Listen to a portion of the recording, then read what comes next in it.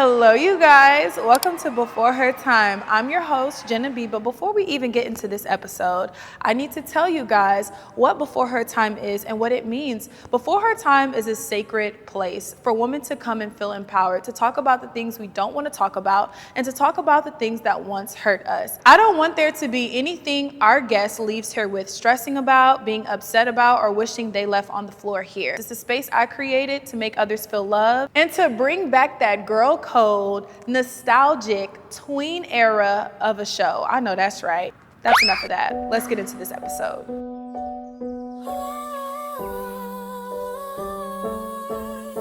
Beyond the tears, a brand new day. The magic sweeps the clouds away. Stand up tall, join the dance. This is your time, take a chance.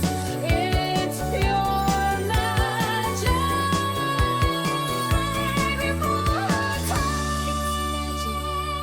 before her time. Hello, you guys. Welcome to Before Her Time, a show, my show. Is it a podcast? Is it a game show? It's a space for women. I know that's right. And y'all already knew that. So this month's theme is anxiety. So y'all seen our previous episode. Our guests killed it, didn't they?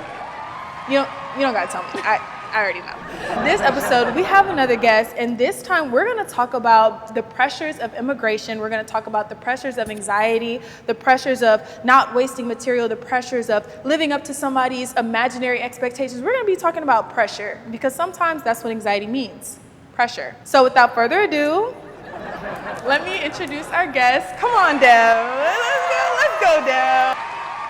Hi. Oh, I'm supposed to talk now. I was waiting for you. Hey y'all, the queen is here.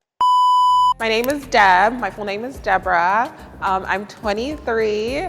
I'm a content creator. I'm from Houston, but I was born and raised in Nigeria. Okay, so what does anxiety mean to me? I feel like to me, anxiety is pressure. I grew up in an African household. I'm Nigerian, first-gen immigrant. So it just felt like growing up, I just had to like exceed all the expectations and just like use all the resources that have been giving to me. So it's just like the pressure to be better, the pressure to work harder, the pressure to not waste any resources or any wasted potential. And sometimes it's a lot, when you're trying to juggle everything at once and also being raised in a whole different type of society than where you were born. So it's just been like a little bit of anxiety just navigating everything. So to me, yeah, anxiety is just pressure, the pressure to just make sure I'm not wasting any opportunities that I've been giving, period. And that's it, yeah. What you doing? Hey How guys. you feeling? Hey, y'all. How you feeling? I feel great. I'm Period. so excited. Thanks for coming on the show, friend. We're gonna have a time. We met last year at a content creator event, and we've been locked in ever since. No, and most of all, Deb's been telling me that she's had experiences with anxiety, and I really wanted to bring her on this show to share those experiences with you guys, because you never know who's going through something. But y'all won't be going through that anymore after this show. I'm not gonna lie. You ready? Yes. All right. Here we are, friend. Let's get into it. So here's our podcast portion. Every single time, start off with a cheers. Cheers. Twice. So let's get into these questions. How you feeling so far? I feel good. I feel good. Great. I feel hot. I feel hot. Y'all, the champagne, the lights, there's about 3 of them in here. Know. Don't nobody know. Okay, so let's just get into it. So obviously this theme is about anxiety. I definitely want us to go into detail of like how anxiety makes us feel. And I feel like I'm excited to hear what you have to say about anxiety, because our girl just gained citizenship this year, like literally, and she said she's a first generation. Like, I just want to hear how that was, like growing up and then transferring, like obviously into America, how that whole process was. Yeah. Let's get into it. Okay. I feel like growing up when I was little, I didn't really like the stress of not being a citizen did not really affect me. I feel like it's when I got my first job, and then it dawned on me that, oh wait, I'm actually an immigrant in this country. And it's so crazy because it's kind of harder when you're an immigrant. Like I feel like mostly when you're documented and undocumented, like no one really talks about the anxiety and the stress you feel, because things change all the time. Like even Trump just being in an administration, so many things have changed. So it's like you never know what's going to happen with your case. You never know what the immigration laws are going to be like. You never know. And I feel like a lot with immigration is like a waiting game. Like it took me 6 years to become a citizen. Yeah, like, and a lot of people don't know that. Like, you just don't automatically become, like, you have to wait to get your green card, and then after you get your green card, which is like a permanent residency, you have to like be a good citizen, which means never got arrested, never did anything crazy, basically, and then you take a test. Like, people don't know, you take like a history test, oral, written. Girl, Americans don't even know No, that. exactly. I can't tell you the first thing about my damn history. They give you like a pool of like 100 questions, and they randomly ask you 8 of those questions during your citizenship exam, and you just have to pass. And if you don't pass, then Talk about like the feeling of like not feeling like you belong. Feeling of not belonging. I felt that in my household. Like, and I haven't really spoken on this, but I feel like every stepdad, other than the stepdad I have now, like hated me or like wanted my mom to themselves. And when I say it was like disgusting to see, and I truly feel like that in my heart, like you cannot pay me to say otherwise. yeah. Like whenever something small would happen, it was like this big thing to him, and like he would want to like punish me, like take away something or pop me or like, you know, you gotta wait to eat or something. Like it was fucking crazy. And I had anxiety coming home, like ever since I was a little kid, and it scared me because I knew that I was gonna get treated in a way like obviously I didn't deserve, but more so like I know like you're doing it on purpose. Yeah. Like this isn't like incidental at all. Like, you know. So imagine like not feeling like you don't belong in a country that's like terrible, and I feel like feeling like you don't belong in your own household that you were born in when this motherfucker came in and you don't even live it. That sucks too. Like it was Mostly actually as a terrible. child too, like trying to navigate that. Like, You I don't bet that was a understand that lot. stuff. Yeah. Like I guess in a way I kind of lied to myself for so many years because it's like when we're kids, it's like a certain kind of innocence that's like in a pool of us. So it's like no matter what, it's okay, or no matter what, that's supposed to happen, or they're supposed to Like, be you like think that. that's okay, Yeah, 'cause you don't know better. You don't know the Yeah. big words like discrimination and harassment and violence and things like that. So it's like everything is excusable. So imagine like years passing by and it catching up to you, like wait a fucking minute. Okay, like really. And when I tell you, one thing that you said stood out to me was like, oh wait, like when you came, I guess, to America and you were like, oh, I never realized like I was a minority. That's kind of how I felt like growing up. Like I'm not a minority like how my stepdad made me. You know what I'm saying? Or I wasn't like the outcast or something like that. What channels like your sense of belonging, and like how did you find it?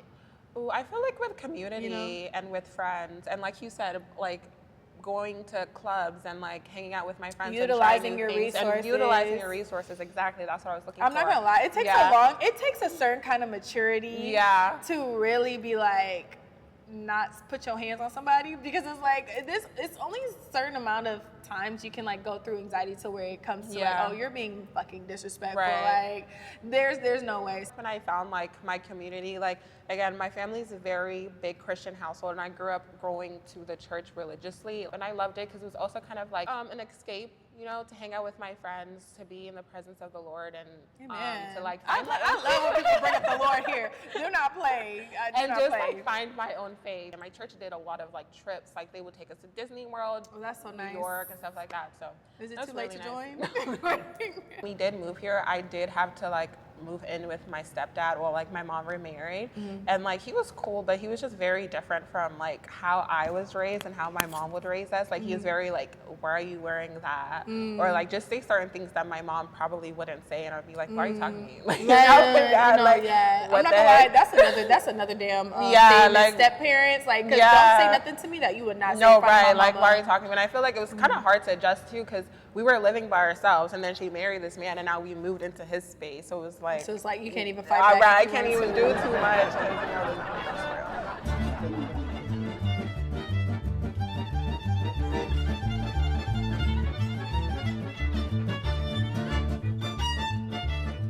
All right, y'all, first game. We're gonna do a pop the balloon type of game. So, as you can see, we have balloons all over the floor. We spent the wheel and it landed on arms. So now we have to use our arms to pop these balloons.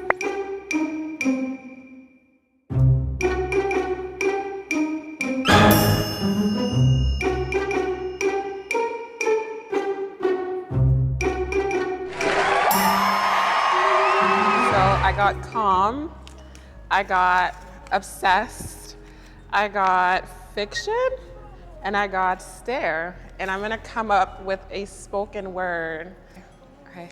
Dear anxiety, I'm not obsessed, but I stay calm and read my fiction book while I stare in the sunset. All right, I'm Jenna. My word has been crippling, shaking, and mental. Here is my spoken word. Dear anxiety, the way you make me feel has made me feel less than. I don't know what I'm doing, but it feels like I'm shaking from around the world that hates me.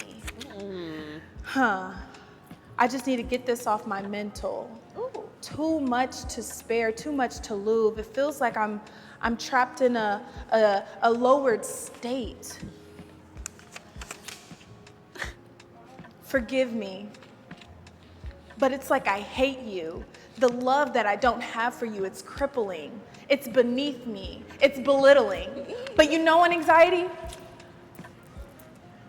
You're not gonna get me. I love myself. You don't have to love me. Crippling, mental, you're all beneath me. And here I am standing above, because that's the real me. Is that good?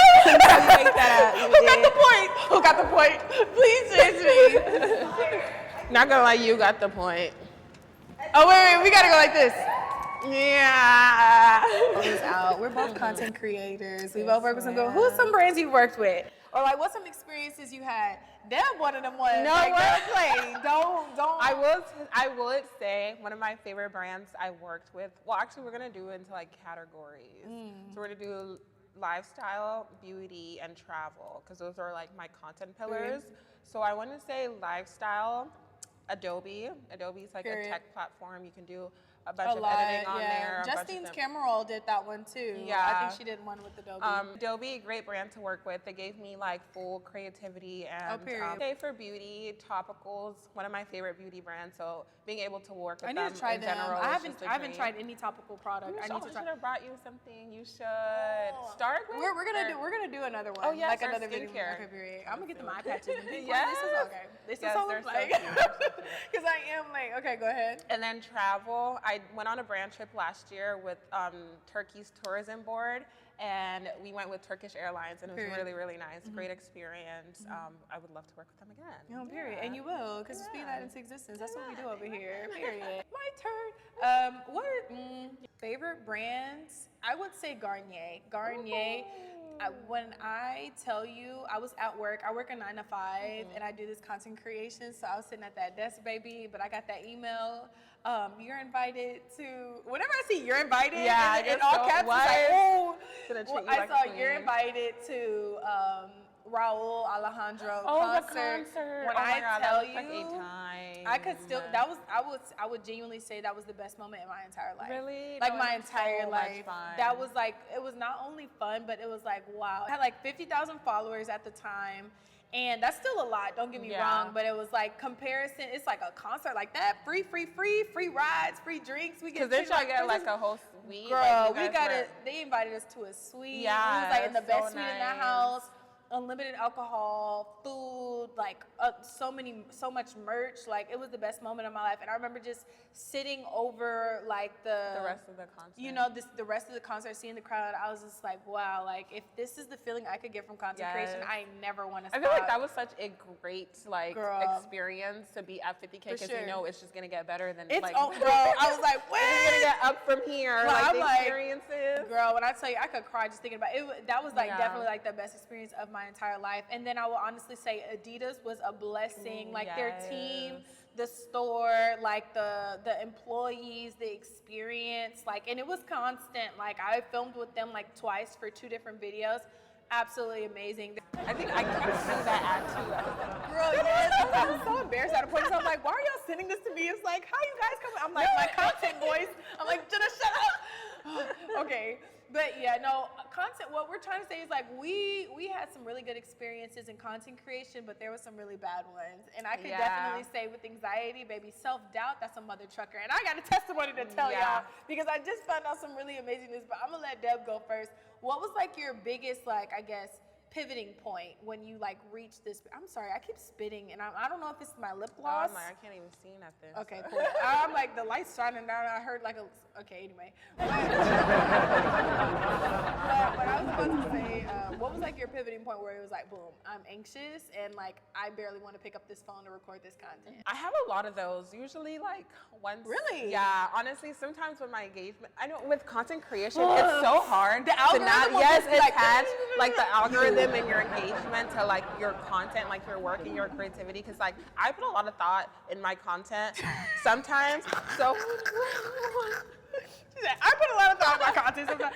Let it rip, Deb. No, honestly, it's sometimes like, why are y'all it's doing so this? annoying, like when like the algorithm is just not in my favor, and I know that was some like good Bullshit. piece of content. Like I know, like you know, That was one of the ones. Yeah, Because right. it's like, bro, I was scrolling on TikTok and I saw somebody's content that I really liked, and I just went on their page. They had like 2 million followers, and then I looked at the video. It was posted for like 2 days. It had like 3,000. Yeah, views. no, literally. Like one of my good friends, like people, like she has like what I think like 2 million on TikTok, and like she's going through it right now with engagement. It but I also sucks, feel like bro. TikTok, like the algorithm has also kind of changed a little bit. Girl, I don't know, once the like- Americans took that shit, Yeah. that's when I started getting, promote this for $25. Yeah, and you get exactly that. 25,000 views. So What the hell? yeah, I had to really learn to just kind of separate both of them, like, and not like deep it too much, because when you do it really does like It makes put you down. anxiety. It It's gives like, you anxiety. Yeah, it makes you think that like is Like your you're at work the even beginning? worth it? Yeah.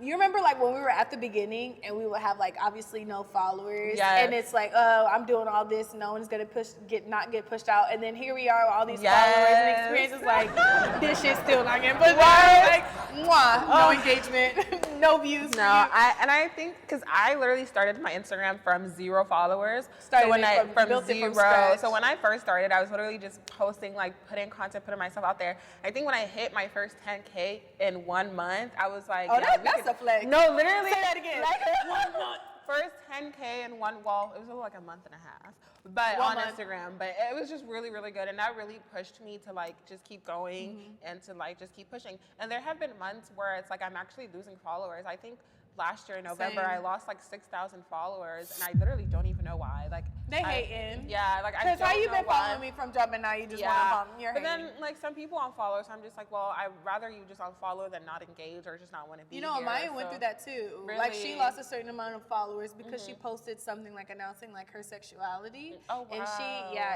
I'm only speaking to this because she did a video on both, like saying like it's okay. Yeah. Like those people weren't your followers Exactly. from So the I was beginning. just like, I'm just gonna nurture the followers that do engage and the ones that I do have and do stay. But honestly, like community is just way more important and just better to have than you chasing the algorithm or like a No, viral literally. moment. I know a lot of brands don't even look at like your numbers anymore. Because they look know at it's your fucked up right community. now. I Yeah. promise you, they know it's fucked up right now. Yeah, they look at your community. They look at who's engaging with your content. They also look at your demographic. You don't.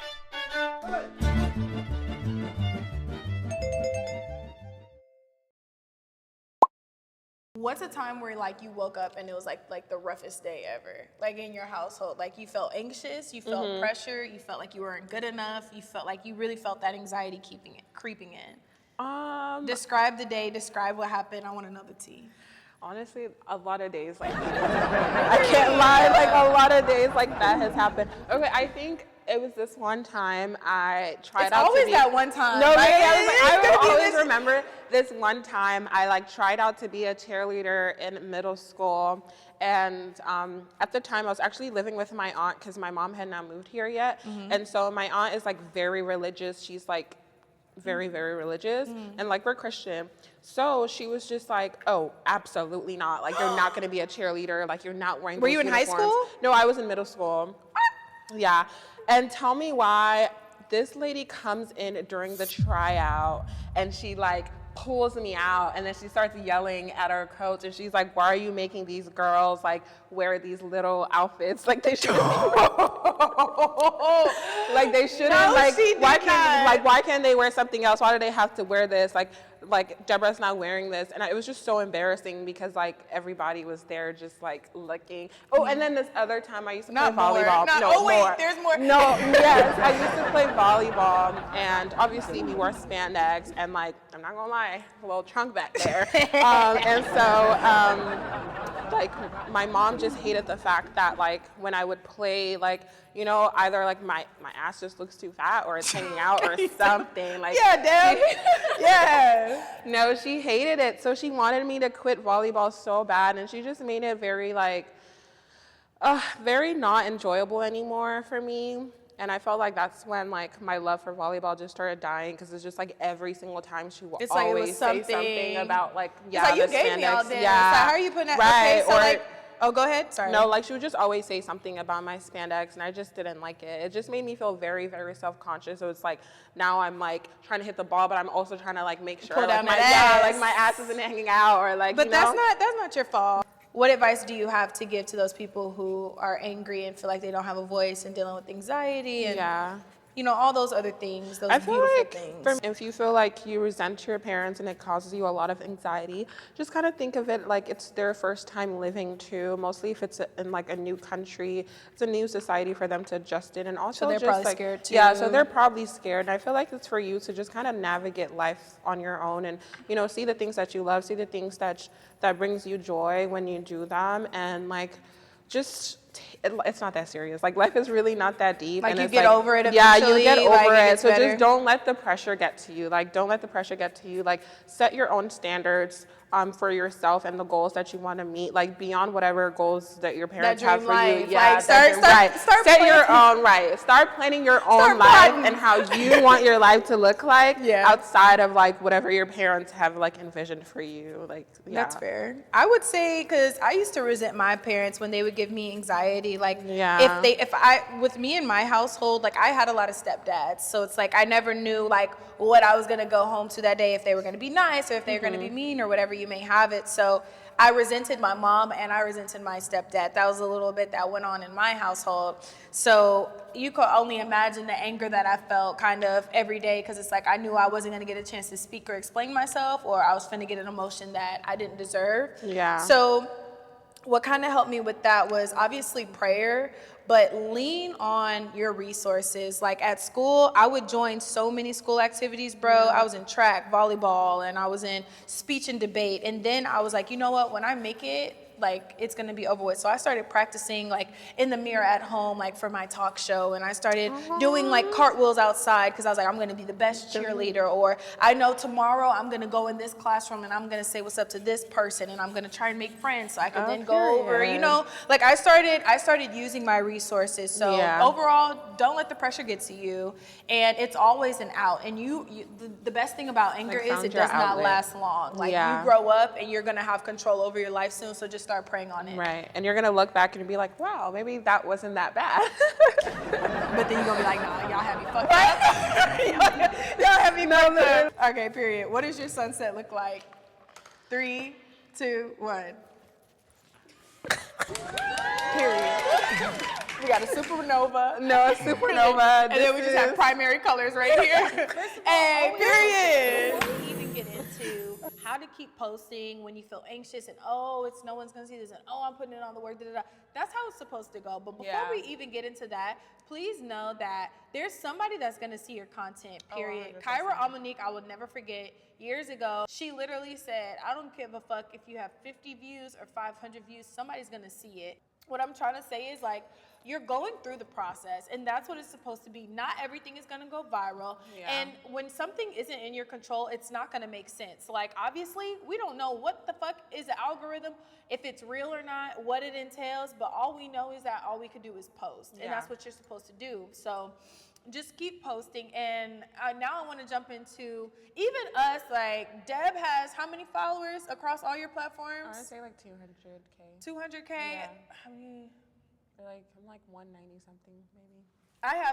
We both have 200K on all of our platforms, and we go through low engagement. We go through like our views suffering. Like, it's just, some days are good, some days are bad, but all you can do is keep posting, because I learned that consistency matters because it not only like for the brands or whatever, but it builds your history. It builds like, okay, this person is dedicated and this is how she grew. That's really what brands want to see, and how you just kind of get over that kind of anxious anxiety is like, what are you doing it for?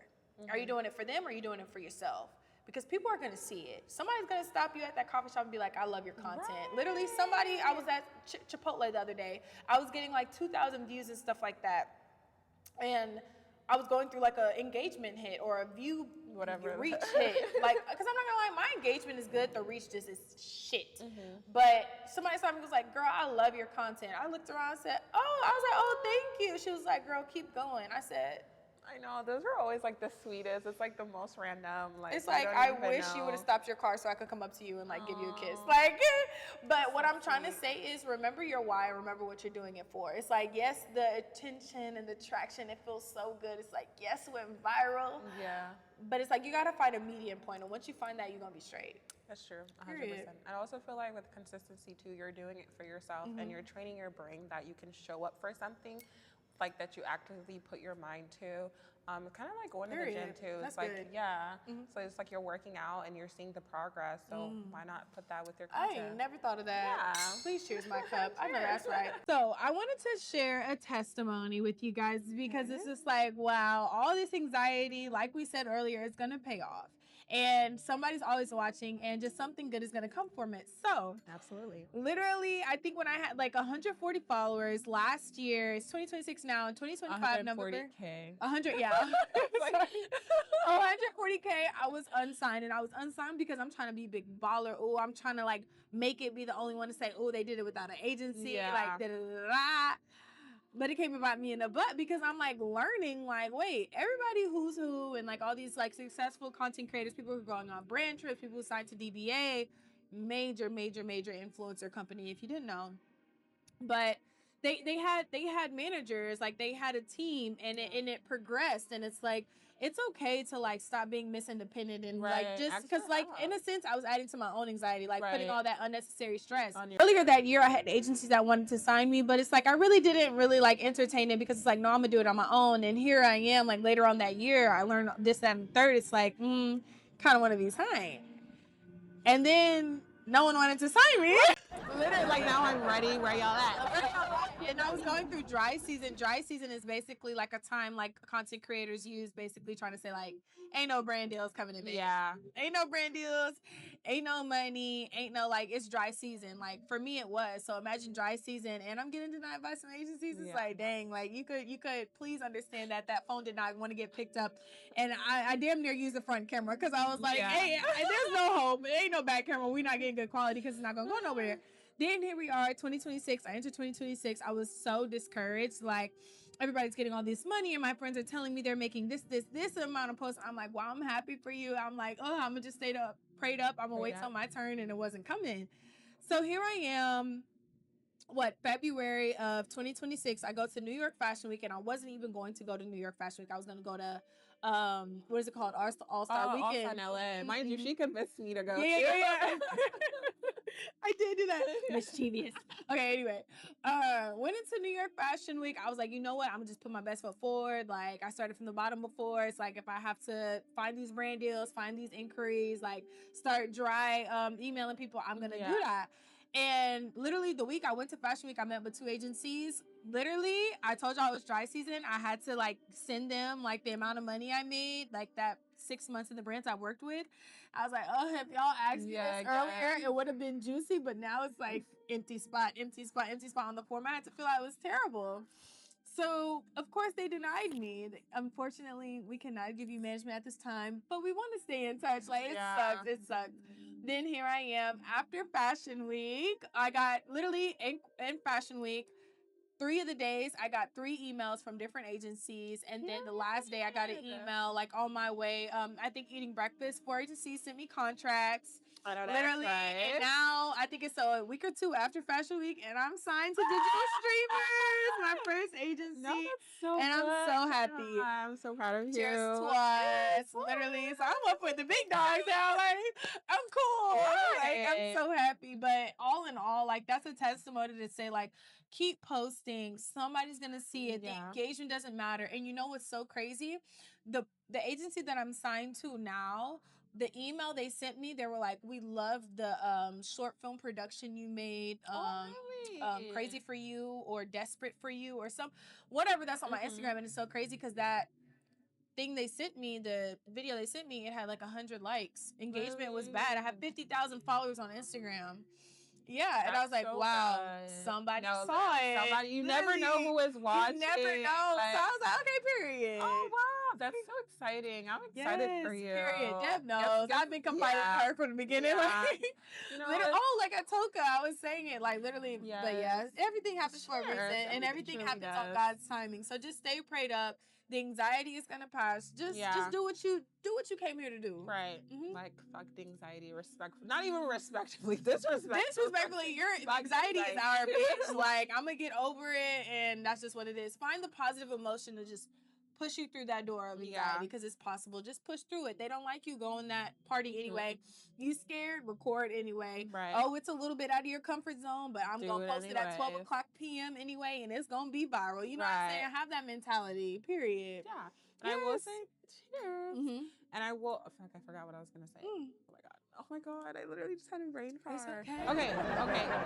Also, don't be scared to ask for help. Oh, I feel like Jenna was also just kind of talking about how she thought she could do it all and do it all by herself, and now she's signed. And I feel like with an agency would definitely help you with like your inbounds and just pitching you more and just like helping you with the workload, strategy. A lot goes into content that people think it's just to like pick up a phone and record, but there's a lot. Like you could be on your phone all day just straight off of content. So just having an agency and just asking for help, even just like maybe DMing a mutual that you like her content and you have a question like, hey girl, I wanted to know how do you like being signed to your agency? For sure. Exactly. So don't be scared to ask for help. Honestly, we're all in this together, and I feel like content creation is a very female-dominated space, and so I think we should all just be looking out for each other. For real, I'll help you out. Deb will help you out. DM us, ask us questions. Like we're here. Like we've been through every single stage you can imagine. Like anxious, not anxious, viral, 2 likes. Like it's okay. And y'all are watching us build this empire from the ground up, brick by brick, brick by brick. So brick by brick. Period. That was good advice, Deb. Cheers to you. Cheers.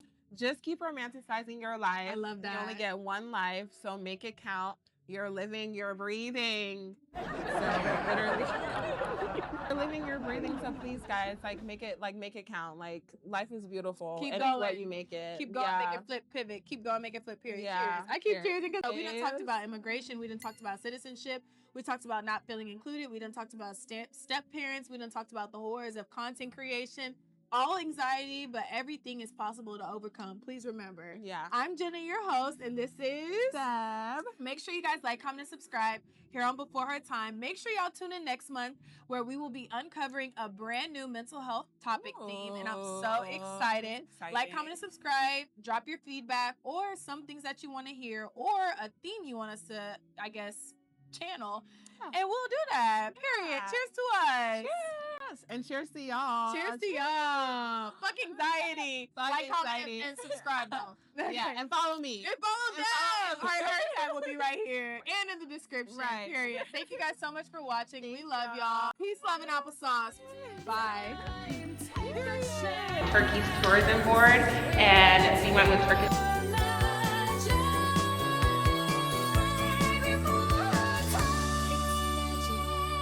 Before her time.